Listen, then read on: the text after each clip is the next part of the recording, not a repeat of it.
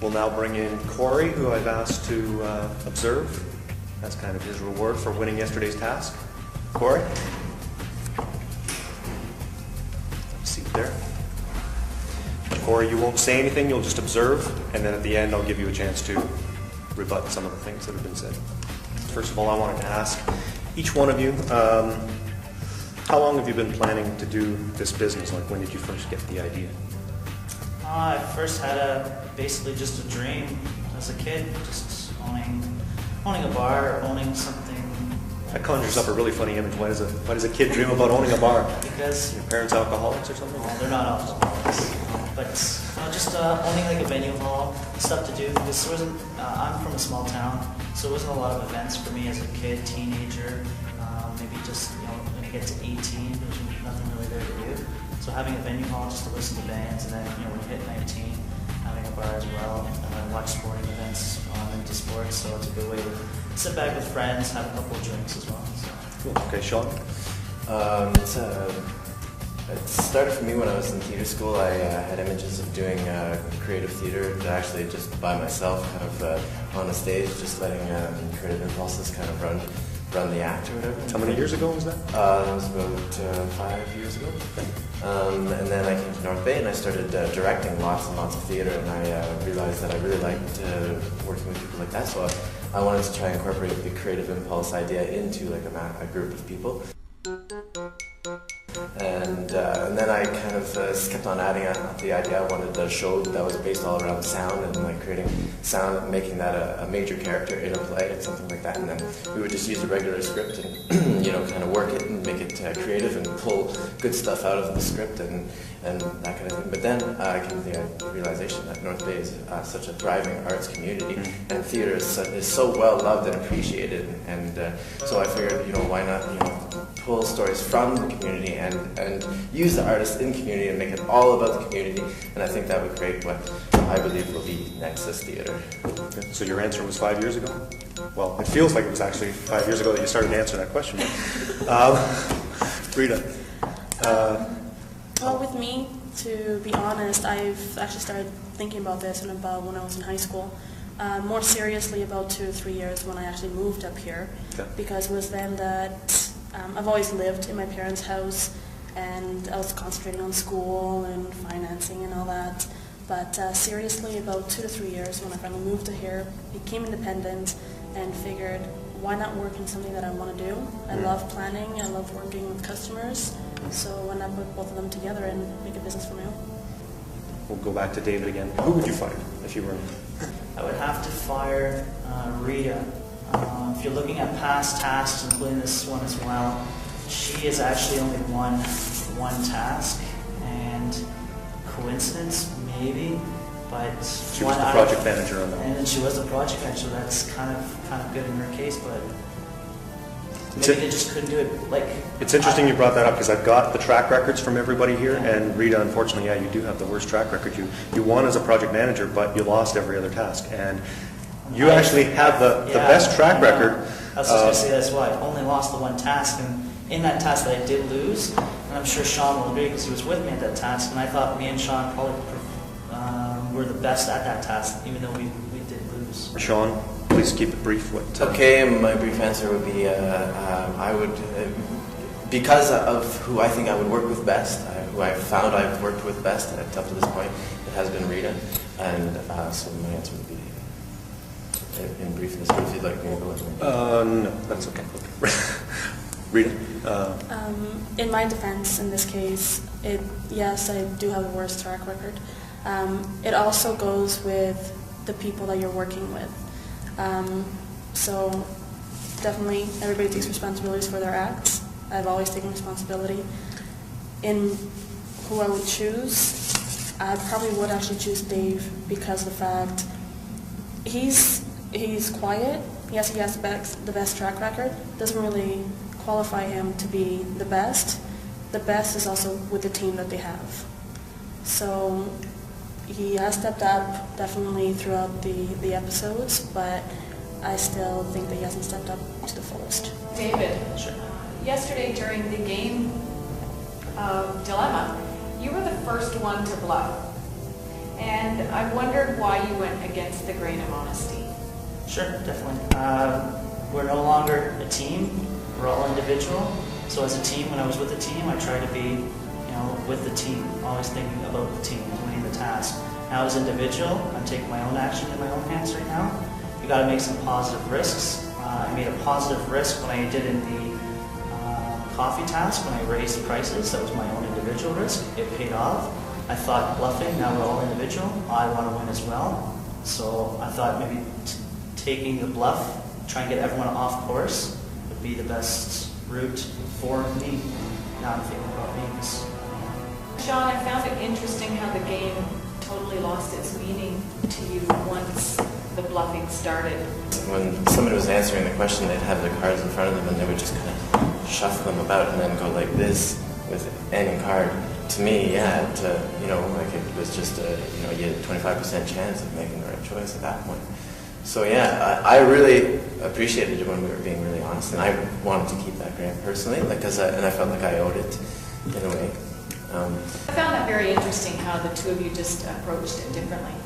And a question for Rita.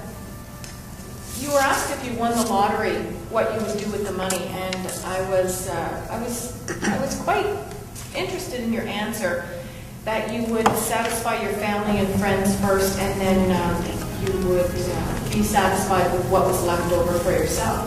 And I just wonder why you would put other people's desires before your own in life. That's easy.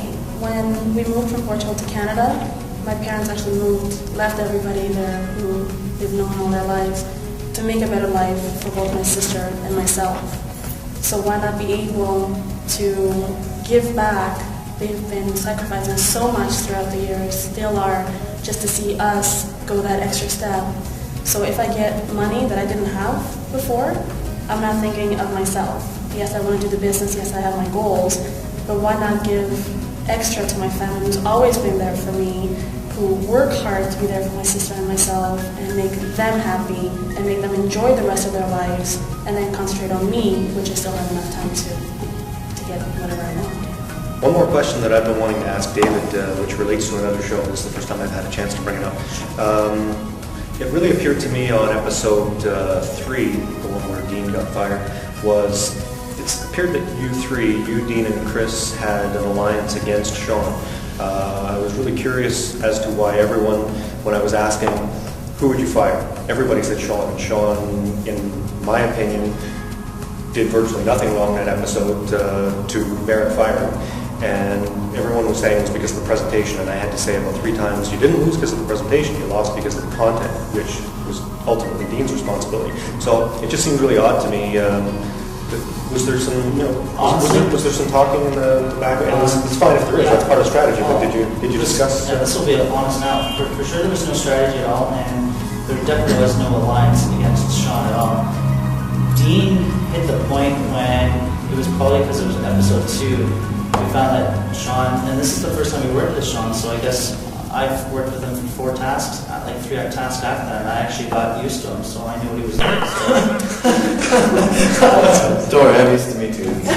So, maybe it was the fact that none of us were maybe used to that type of, I've never probably been around that individual who's been that going, who likes to bring millions of ideas, and I think when Dean said we were kind of like not paying attention to, like, we were kind of going off track of it, and that was something that was brought up too, that we got off track of it for a while. And that's, and then remember we said we had 45 minutes, what did we do with those 45 minutes? Yeah. So I was thinking, maybe that's what Dean was going after, and that's what kind of I was going after too, but after that, episode 4, and then the 5th one as well, like, working with Sean was just unbelievable. Like, So do you think I made the wrong decision then? Should Sean have gone on that episode, or should it be Dean? no, it should have been Dean.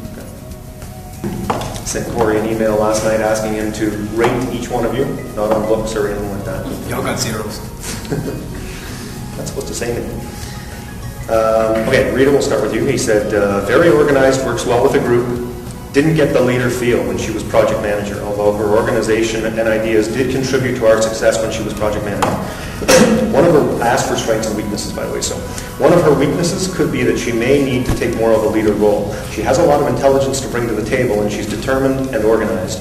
Her business is very plausible, low startup, and there is the market out there for it. The one task you won, you were the project manager, but do you really feel that you did all the, were you the one that brought that home, made them win?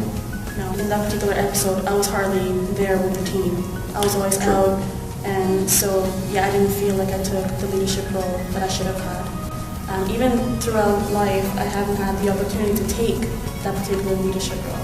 I do easily, let other people, voices, and people's leadership overtake me. And that's one of the goals and one of the things I actually want to work on, so that when I do open my business, then I can tell whoever is kind of overstepping to, okay, back off. David? Corey said, I only did one task with David, but even though he was project manager in name, I felt that I took the role from him in actuality. Time restraints made us have to move fast, and although he is very intelligent, I felt that he liked to think things over, which is a great characteristic at times, but when you're rushed, it can hinder you. Don't get me wrong, I'm not saying that I won the task alone. He contributed a lot, but at the end, it seemed like I had more of the final say than he did. Also, his business idea, while a good one, is much riskier than the other three of us contestants' ideas.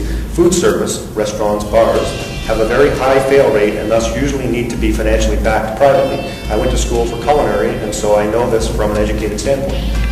How do you feel about that? I feel, it is a risk, and I've seen a couple of businesses shut down because of that. I used to really enjoy Apprentice, and that place closed down. However, like I said earlier, I've been taking risks in each task just to try and prove to you, and I'm proving it to myself that I can do this, I can handle it. I know there's a risk of going into bankruptcy or even much debt, but it's something that I dream of. If you feel like you want to shoot for something, I go for it. Like there's a saying, if you have one shot, just one opportunity, sees everything you ever wanted. Like you just capture it, just let it slip. I'm just not going to let it slip away. How do you feel about what he said that you tend to want to think things over maybe a little too much, not being... I like to be very focused, and I like to make sure that always the final product is secure. I always want to make sure there's no room for error. So when I wanted to read things over, I want to make sure there's no spelling mistakes. I know that can be time constraints, but that's very important, especially in an advertisement. So. You actually had a spelling mistake in your advertisement. Wow. They didn't, but you did. Oh. Now, Sean. Corey said this about you, and you guys are buddies outside of work. To be honest, Sean worries me the most. He's got the gusto and the intelligence and that characteristic that just brings you into his world. I've hung out with Sean outside the show, but have not worked with him in a competition. From the outside, you can see his enthusiasm and joie de vivre. His weaknesses are hard to see from the outside, but I've heard he can be a little indecisive. Because of all the enthusiasm he has, he jumps from idea to idea and needs to be grounded to take advantage of everything else he brings to the table. Also, his business idea is unique and would probably have a reasonably low startup cost. Now, and also to be fair, this is the final comment that he put in. He said, if I had it in me, I would make up more bad stuff about them, but is that implying that you made up bad stuff about them? Well, no, but... But they are a great bunch of people, and I don't envy your position tomorrow. Well, I guess indecisive. Should I take that as a yes?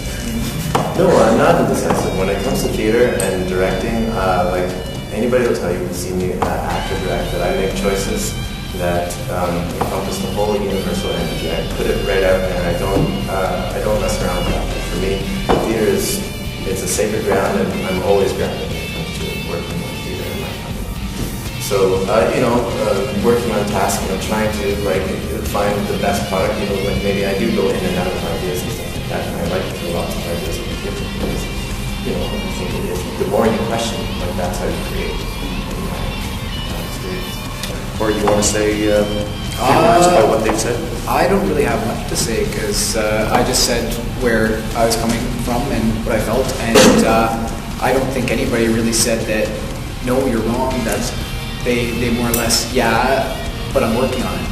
Yeah, do you agree that his assessment of you was pretty accurate in most cases, and is that perhaps why he won the game of dilemma, which involved being perceptive about other people? Everything about being word, I don't think that really that. Okay. Fair enough. I think you won the game for pure luck. Okay.